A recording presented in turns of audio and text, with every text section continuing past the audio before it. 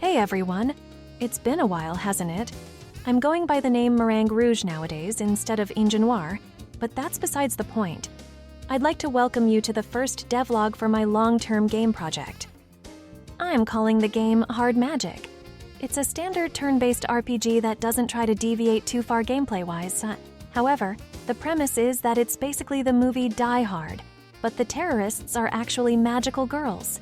They are taking the archetype from the movie, but I think you got the point. I only got started on the game this year in early 2025, but the entirety of 2024 was a glorified training session for my game dev skills. After quitting PSO2 for good at the end of 2023, I took the first half of 2024 to find and acclimate to a good game engine. I tried various engines, but eventually settled on RPG Developer Bakin for my needs. The other half of 2024 was used to create 3 different game jam entries, to which you can play over on my itch.io page.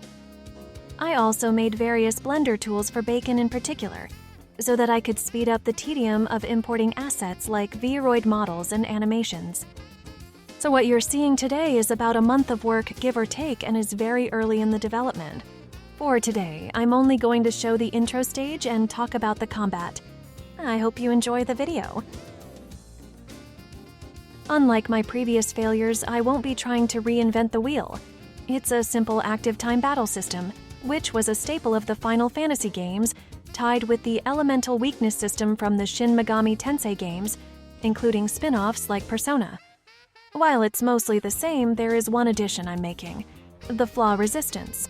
Unlike SMT, you won't be able to hit a weakness just like that.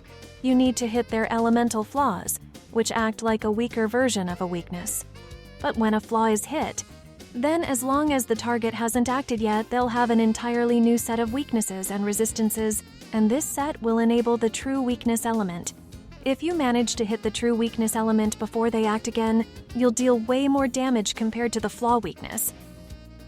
It means that a foe can initially be resistant to fire, but after you hit their ice flaw, they can suddenly have a true fire weakness be exposed, while at the same time, they gain an immunity to ice for no explicable reason until they can act again.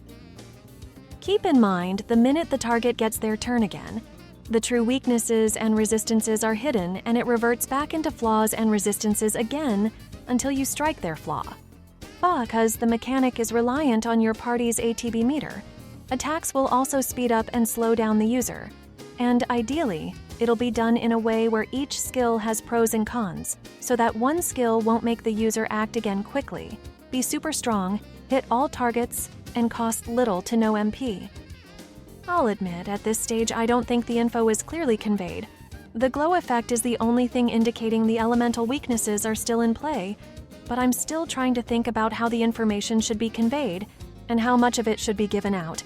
If you've got any ideas, let me know. Another mechanic that might have caught your eye is the armor system. This is exactly like the ones you'd see in an FPS game, like Half-Life. When you take damage, it reduces the damage by half, but your armor also takes a portion of damage. And once you have no more armor, you take full damage again. Some enemies might have armor as well, but it's not something that would be fully healed easily, like with HP. I'm still experimenting with the exact numbers and balancing, but the core systems are in place and working as intended. And while we're at it, let's talk about MP, or SP, whatever I end up calling it. Like any other RPG, it is used to cast most skills. But here, you cannot heal SP through items or spells, you're instead at the mercy of the battle system. Every time someone does an action, at the end of the attack, everyone except for the one who just did an action will regenerate SP according to their refresh stat. It might sound strange, but that's why I'm going to flatter myself and say that it is brilliant. Because this wasn't the original intention, it was a typo that I did while writing this script that I realized my solution. Originally, SP only regenerated for the user after they performed their action. And if you remember, I mentioned earlier that after a skill is used, it will affect the user's speed in a positive or negative manner. Well, if a character can always go fast, they'd always use the moves that make them go fast. And because previously the SP was being given out whether the user acts, it meant that fast users were also the strongest, So now, even if you get a billion turns before the enemy ever could, you'd simply not have enough SP to do anything with it. But when the enemy gets to act, they'd have enough SP to channel their super powerful death laser or something, which requires a ton of SP to cast in the first place. Pretty cool that I figured all this out from a typo of all places.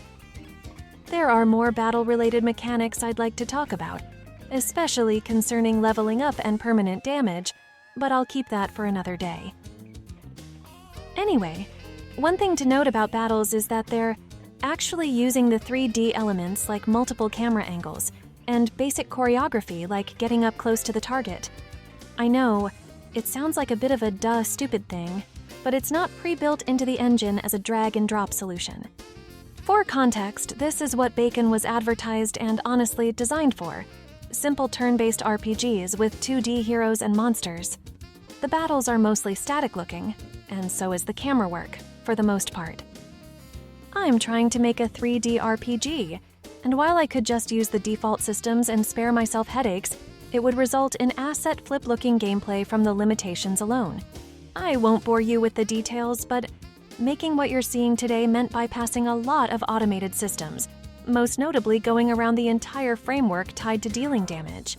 Normally, you'd put all the stats and formulas in the skill, and Bakin would take care of the rest, but when you deal damage through events, there are no automated systems, so I had to recreate a few systems like critical hits, dodging, and even status ailments by hand within a single common event. Even something as simple as the camera work isn't as simple as I thought, but I'll summarize the issues I had as: there's no way to lock onto the target of an attack, and they don't make skill-specific cameras easy to edit. Anyway, let's move away from combat and talk about the world and exploration instead. What you're currently seeing is a prologue chapter map, which occurs before a major status quo changing event for our protagonists. It's a linear level, unlike the rest of the game, which will be a bit more open. Placeholder graphics are everywhere for the maps I'm showing off, so don't be surprised that I used a truck as a boat placeholder. In this prologue chapter, you play as two magical girls who arrive on the site of an attack by the evil monsters of this game's universe as part of their weekly routine. But judging by the ludicrous attire the two are sporting, you probably picked up on that story beat already.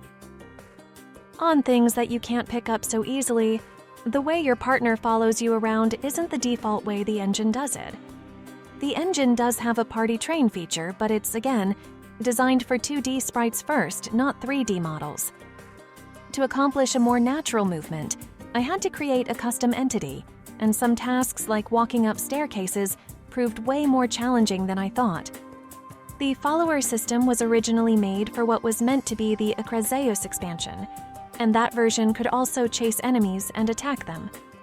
But since this is turn-based gameplay, I removed those features.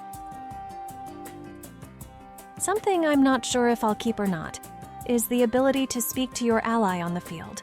I wanted to make the field feel a bit more natural and avoid interacting with the pause menu, so that you aren't healing allies through a menu, but more like you're asking the party member directly to heal, as an example, with an additional dialogue playing beforehand if conditions are met. But in hindsight, in addition to the extra work writing more lines of dialogue, I'm not sure it's a good idea gameplay-wise, so it might get scrapped. But one thing that I'm sure about is that random encounters won't be visible on the field. Just like the older RPGs, they'll come from out of nowhere to ambush you. It's for both a performance reason and a gameplay reason. And speaking of the monsters, just like the humans, they are also made with Vroid Studio, but with a more deformed look. It's significantly easier to pose everything with a humanoid shape, and it saves me a lot of trouble with modeling. I did mention at the start that this game was going to feature the terrorist archetypes from Die Hard as magical girls, but you have to remember that in Die Hard, the terrorists were a small group of the smartest and most brutal folk, not an infinitely respawning army of brainless goons. That's why the whole magical girl spin makes sense. It lets me create a fodder class of enemies that makes coherent sense in a magical girl world, which will then help each terrorist magical girl be more important to the plot, rather than having to deal with fodders and leaders. If I keep talking, I might start spoiling the plot. Guess that's my cue to stay quiet and get back to work. but I'll leave you with a piece of trivia. Both the starting mission and the main game's locations are set in the south of France. The starting area is going to be inspired by the Avenue de la République in the city of Toulon, while the main location of the game will be based off the citadel of Saint-Tropez, just near the village of Saint-Tropez. So yes, this is Die Hard, but in a fortress. Anyway, from now on, I'll try to keep you guys up to date on a monthly basis. If you've got any observations or suggestions to make, feel free to comment. I might not be able to act on your ideas or even reply to them, but just having people leaving feedback in the first place is a blessing in itself. And if you liked what you saw or its potential, you can help me out algorithmically by liking, commenting, subscribing, and sharing this video or my project.